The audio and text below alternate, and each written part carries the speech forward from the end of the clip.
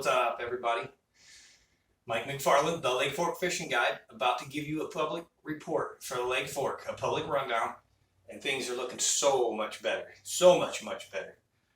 If you're coming out this weekend, I'm not going to promise you that it's on fire yet. It's about to be. I'm seeing some cool things. I'm seeing a lot of shad that are trying to spawn in the backs of the pockets, in the backs of the coves, on the points, on the red clay. The shad spawn's about to go, and I'm seeing some signs of schooling fish starting to show up. Schooling fish busting some of those shad, the threadfin shad.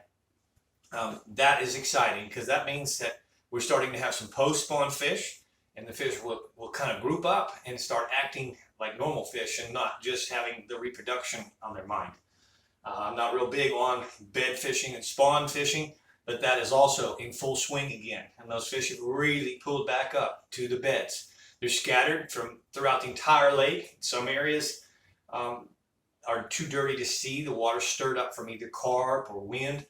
But the last several days have been very calm and cool, low winds, low variable winds.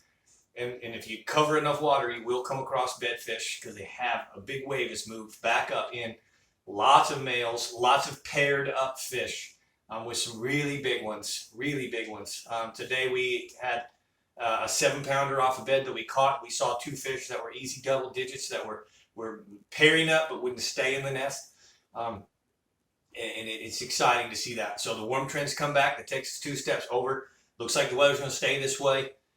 Get some south winds coming over this weekend. They'll probably start biting a little bit better too, because the consensus is to just go out and catch fish. It's kind of tough. Everybody right now, the rumor, the word is, the vibe is, if you're not looking at them, meaning bedfish, you're not catching them, not catching much.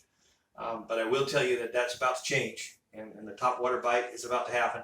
I got a 3-acre pond, and I live in the north end of the west finger, and I'm finally hearing the frogs again. About 3 weeks ago, I started to hear the frogs, and then they quit. And I'm hearing the frogs again. And with the bait in the backwaters and the fry, I'm seeing fry, baby fry. I'm seeing a lot of life in the shallows. I've seen brim now move into some of the shallow waters. Pretty soon there's going to be a frog bite on this lake because of the shallow cover, flooded cover. It's going to be a good one. Tell you about the lake. It's 40191 on Monday. Talked to you Tuesday. Told you 40190. 40189 yesterday and 40188. It's basically stable. That's nothing. The rate of drop there is nothing. They're not pulling any water. We're not using any municipal source. 0 to 1 depends on where you're at for visibility.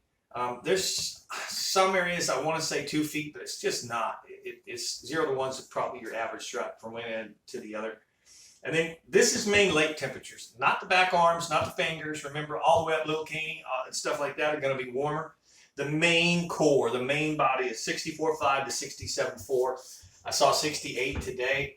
But when I go up into Birch Creek, or I go up into Glade, or I go in the back of a creek like Little Mustang, it reaches the 70s.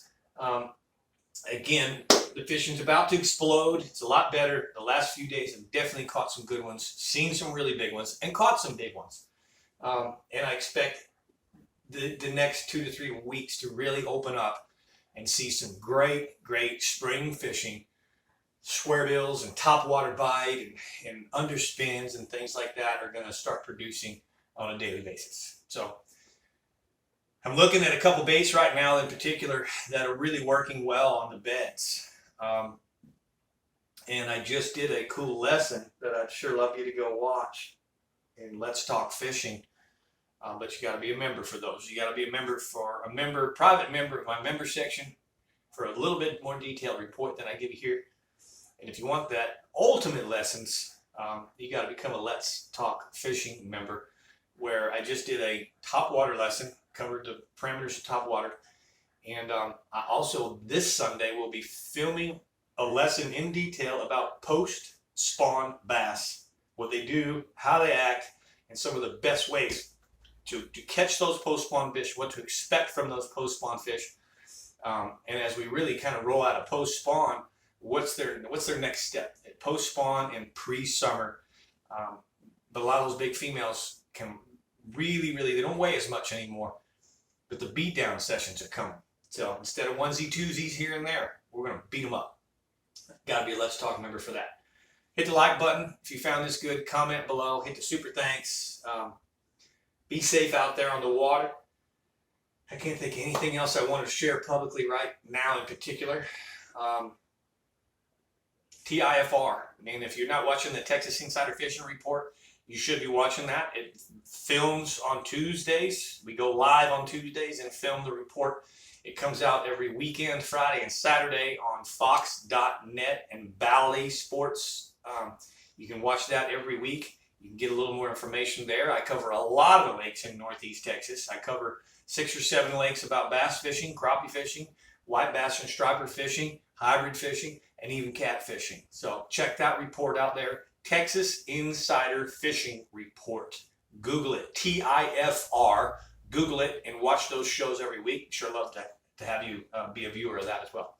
All right. Thank you guys so much. Appreciate you. God bless and have a great weekend.